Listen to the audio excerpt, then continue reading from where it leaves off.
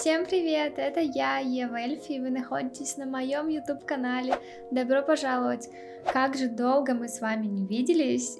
Сегодня я хочу поотвечать на ваши вопросы, потому что, как показывает практика, вам очень сильно нравится эта рубрика. Я попросила вас задать мне вопросы в своем Instagram и также на YouTube. И вы задали очень много вопросов. Очень много вопросов. Мне пришлось потратить некоторое время, чтобы их отсортировать, конечно же, и выбрать самые интересные. Поэтому сегодня буду отвечать на ваши самые интересные вопросы. Мое любимое guilty pleasure. Наверное, я люблю играть во всякие дурацкие игры. Я реально могу подсесть на какую-нибудь мобильную игру и играть в нее каждый день. Могу играть в какие-то дурацкие игры в Стиме, типа построить больницу, и могу тратить на это очень много времени. Эти игры не очень сильно приносят мне удовольствие, но почему-то я в них все равно часто играю. Вот. Это, наверное, guilty pleasure. О, да, я бы точно хотела поехать в Филиппины, это моя мечта. Мне кажется, там красиво, там такая красивая водичка. Мне кажется, это как Мальдивы, только в 1000 раз дешевле. И мне кажется, там такой вайб похож на балийский, можно кататься на скутерах, путешествовать с друзьями, есть вкусную еду, и все это будет супер дешево. Кстати, чтобы полететь на Филиппины, можно воспользоваться авиасейлс и купить дешевые авиабилеты. Точно, фронт-сайд, 100%, мне кажется. Лицо всегда выигрывает, ну и передняя часть тоже. Я помню историю, что ко мне как-то очень классно подкатил один парень в Москве. Это было очень давно, и это было так натурально и так естественно, что я поверила, а потом оказалось, что он просто пикапер, и у него это было все заготовлено, а для меня это выглядело все так естественно и натурально, а как я поняла, что он пикапер, потому что через пару минут, как я ушла, это было в метро, он подходит к другой девушке и начинает говорить то же самое, я такая, what the fuck, это было странно, но я думаю, что классный подкат — это какой-то искренний, наверное, что ты действительно можешь подметить какие-то классные черты или какую-то классную деталь во внешности и сказать об этом человеку. Я думаю, это будет самый лучший подкат. Не устаю говорить, что мне очень нравится аматюр, мне нравится более натурально, а не какие-то профессиональные видео, поэтому из, наверное, любимчиков Лиалулу остается, но все чаще и чаще я прихожу на Reddit и просто смотрю там какие-то подборки в сабреддитах. Во-первых, сколько мне лет? Это секрет, это девушкам нельзя спрашивать такой вопрос. Ну, все можно найти в интернете, естественно. Последнее время мне нравится, наверное, такой романтический стиль секса. Я не знаю, как это назвать. Просто спокойный, милый, с какими-нибудь приятными словами, без какого-то dirty толка, без какой-то жести, просто все очень, чтобы было миленько и чувственно. Да, конечно, я мечтала стать актрисой в детстве. Но на самом деле, в школе я мечтала почему-то быть астронавтом, я не знаю почему. Наверное, меня очень воодушевляло изучение звезд, и это казалось так интересно. Потом какое-то время я почему-то хотела быть врачом и юристом. Вообще не представляю себя в этих профессиях, конечно, но потом я хотела быть актрисой. Я играла в театре, пыталась поступать в актерское, и вот наконец-то в Москве мне удалось побыть актрисой, и я снялась для сериала «Полицейский с Ютуба 2». Этот сериал вы можете посмотреть на Ютубе, найти меня там. У меня была одна из главных женских ролей, что очень круто, мне очень понравилось там сниматься. И, конечно же, я бы хотела попробовать себя еще в фильмах. Может быть, уже в Америке попробуем. Было бы прикольно. Топ-3 сыра. Обожаю сыр. Твердый сыр с трюфелем. Раз. Любой. сыр, камамбер, пармезан, классика. Да, нет, не разочаровалась в мужчинах, видимо, меня окружают хорошие мужчины вокруг меня, что они меня не разочаровывают. Самая милая просьба была как раз-таки от девушки. Она попросила расписаться у нее на груди для ее парня. По-моему, это такой очень милый поступок для своего партнера. Милые какие-то странные просьбы, это, наверное, записать какое-то кастомное видео по сценарию, который хочет человек, и там были всякие странности в виде фетиша на маленькие вещи, и чтобы я была как доминантом очень большой женщины. Я говорю про игрушки Лего, там надо было играться игрушками Лего, человечками, ну, а потом все это переходило в часть 18+, я от такого отказалась. Вот. Это была странная для меня просьба, да. Мне кажется, нет. Я не встречала человека, похожего по характеру на меня. По внешности есть похожие девушки в интернете. Какие-то по внешности, да, 100%, но в жизни прям не встречала. Но на фотографиях очень много видела похожих девушек на мою внешность. По характеру пока почему-то еще не удалось. Но это, наверное, невозможно найти человека, который похож на тебя, потому что мы все разные, у всех свои фишки, плюсы, минусы, и это было бы удивительно найти человека прям похожего на себя. Как долго нужно варить брокколи? Интересный вопрос. Люблю вареный брокколи. Давайте я отвечу ASMR. Я думаю, что идеальное время, чтобы приготовить вареные брокколи, это примерно 8 минут. Их лучше делать на пару, вскипятить воду заранее, положить брокколи в дуршлаг, например, и оставить вариться брокколи над горящим паром.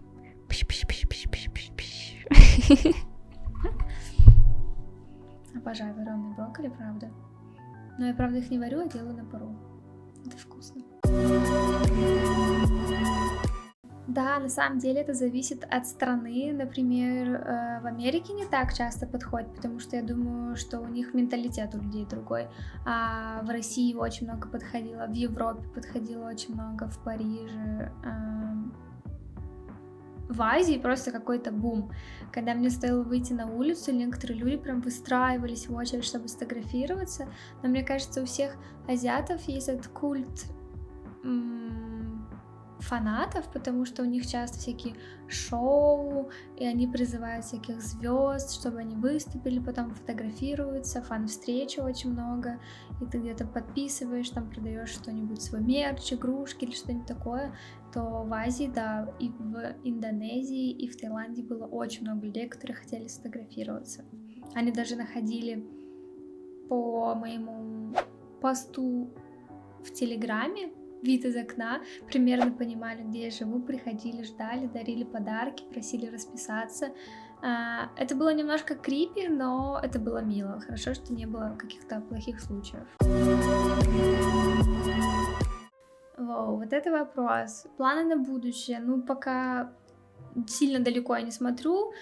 Пока что из глобальных целей это, наверное, получить документы здесь, в Америке, получить права, отучиться на них, подучить английский, продолжать снимать видео для вас, радовать вас, завести собаку, глобальная цель, и обрести дом, наверное, построить, либо купить дом уже, где можно жить долгое время.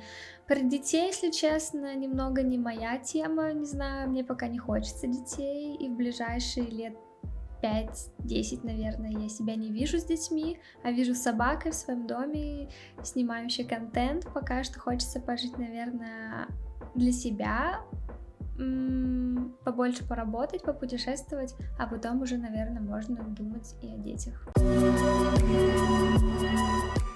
Я счастливый человек, но было очень много сложностей, естественно, в жизни. переезды много, путешествий, долгое время у меня не было дома, мне было тяжело от этого, что мне хотелось где-то остановиться, расслабиться, разложить вещи, потому что 3 года я ездила с чемоданами, со своими вещами, это было неудобно, но я думаю, что на 80% я счастливая. Прямо из детства, наверное...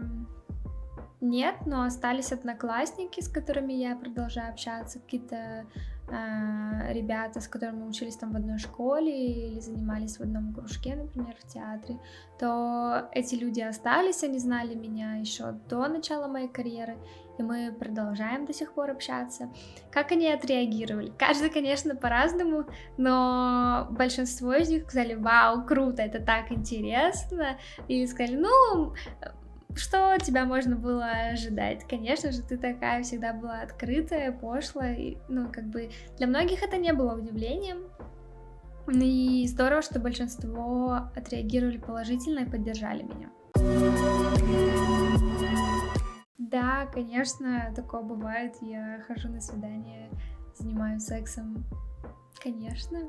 Мне кажется, у меня съемок не так много, как секса в обычной жизни на самом деле. Что я сейчас немного снимаю видео, и все равно, да. Ну, это, мне кажется, немного разные вещи: стесняться своего тела и стесняться или смущаться, что за тобой кто-то подглядывает или какое-то случайное действие произошло. Например, если я буду на публике и с меня там внезапно спадет юбка, то, конечно, я засмущаюсь. Но это не значит, что я стесняюсь своего тела. Мне кажется, у меня прошли комплексы насчет своей внешности, потому что я занималась психологом и, в принципе, стала взрослой, более уверенной в себе. Но какие-то штуки, например, в своем теле я бы хотела поменять. Поменять не с помощью хирургии, а поменять с помощью больше работать над своим телом, больше заниматься спортом. Вот. Поэтому стеснения своего тела у меня нет, но есть желание улучшать свое тело, я бы так сказала.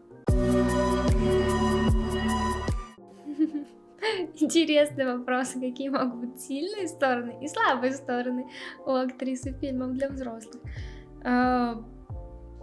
Мне кажется, моя сильная сторона — это то, что я милая и... Раз.